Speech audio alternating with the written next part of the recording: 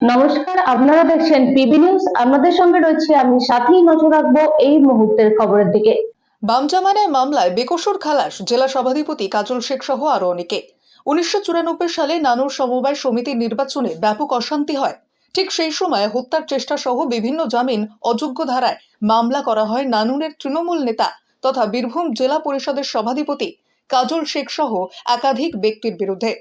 পরবর্তীতে 1998 সালে রাজ্যের মুখ্যমন্ত্রী মমতা বন্দ্যোপাধ্যায়ের হাত ধরে গঠিত হয় তৃণমূল কংগ্রেস। পরে 2011 সালে সিপিএমকে সরিয়ে পশ্চিমবঙ্গের শাসনভার দখল করে তৃণমূল কংগ্রেস। তারপর বয়ে গিয়েছে বহু সময়। এখন রাজ্যের মুখ্যমন্ত্রী মমতা বন্দ্যোপাধ্যায় গত 2023 সালে পঞ্চায়েত নির্বাচনে বিপুল ভোটে জেলা পরিষদ আসন থেকে জয়লাভ করে বীরভূম জেলা পরিষদের সভাধিপতি হয়েছেন কাজল শেখ। আজ সোমবার 31 বছর পর নানুরের সমবায় সমিতির নির্বাচনে অশান্তির মামলায় নির্দোষ প্রমাণিত হলেন জেলা সভাধিপতি কাজল শেখ। বোলপুর মহকুমা আদালতের বিচারপতি বেকসুর খালাস ঘোষণা করেন কাজল শেখ সহ অন্যান্য ব্যক্তিদের।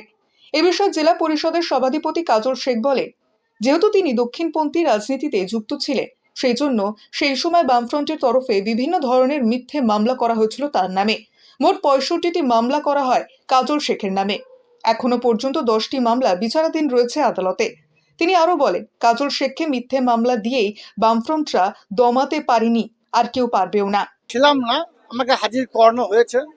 যদিও বোলপুর কোর্টে প্রায় আমাকে আসতে হয়, কারণ বাম জামানায় বামফ্রন্ট সরকারের আমলে আমার বিরুদ্ধে যে মিথ্যা মামলাগুলো দেওয়া হয়েছিল, তার মধ্যে আজকে একটা মামলা ছিল 23/5/1994 সালে চারকোল গ্রামের গোলাম শেখ, বাবার নাম মৃত রোস্তম শেখ, একটা অভিযোগ করেছিল মিথ্যা মামলা নাওর থানায়।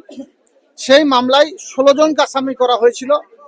তার মধ্যে আমার পরিবারে 4 জন ছিল। আমার দাদা রবু শেখ, আমার দাদা লেডু শেখ, আমার দাদা মোহর শেখ এবং আমাকে।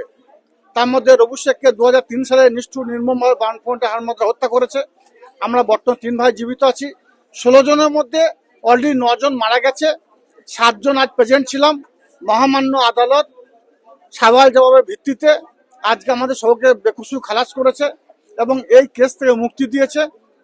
আপনাদের মাধ্যমে বারবার বলেছি, বাম জামানায় আমাকে মিথ্যা মামলার মালা পরানো হয়েছিল এবং আমি দলটা করছি আজ থেকে নয়। দক্ষিণপন্থী ঘরানায় আমার যে জন্ম এবং নানুর, মঙ্গলকোট, কেতুগ্রাম, বোলপুর, লাভপুর বিভিন্ন থানায় একটু ঘুরলে আপনারা দেখতে পাবেন আমার বিরুদ্ধে কতগুলি মামলা আছে। মিথ্যা মামলার মালা সাজানো হয়েছে। তার মধ্যে এটা একটা 1994 সাল, তখন তৃণমূল কংগ্রেস দল প্রতিষ্ঠা হয় নাই। তখন আমি দক্ষিণপন্থী ঘরানার জন্ম যেহেতু, সেহেতু বামফ্রন্টে হাতমাদরা তারা যে অন্যায় অত্যাচার অবিচার করতো, তাদের বিরুদ্ধে যে প্রতিবাদে গর্জে উঠেছিলাম, এটা তার একটা জ্বলন্ত উদাহরণ। এখন কিন্তু কত মালা পড়া আছে।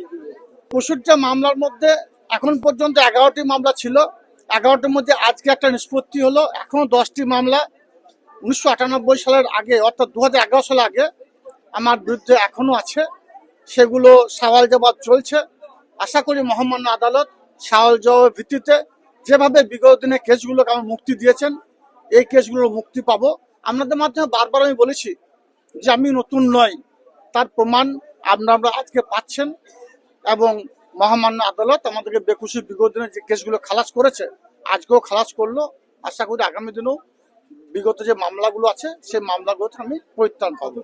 বোলপুর থেকে ইকবাল হোসেনের report. Annapurna medical hall, chemist and druggist. এখানে সকল প্রকার ওষুধ পাওয়া যায়। নবাবহাট মোড়, পূর্ব বর্ধমান। যোগাযোগ করুন 6295528655 অথবা 7602347696।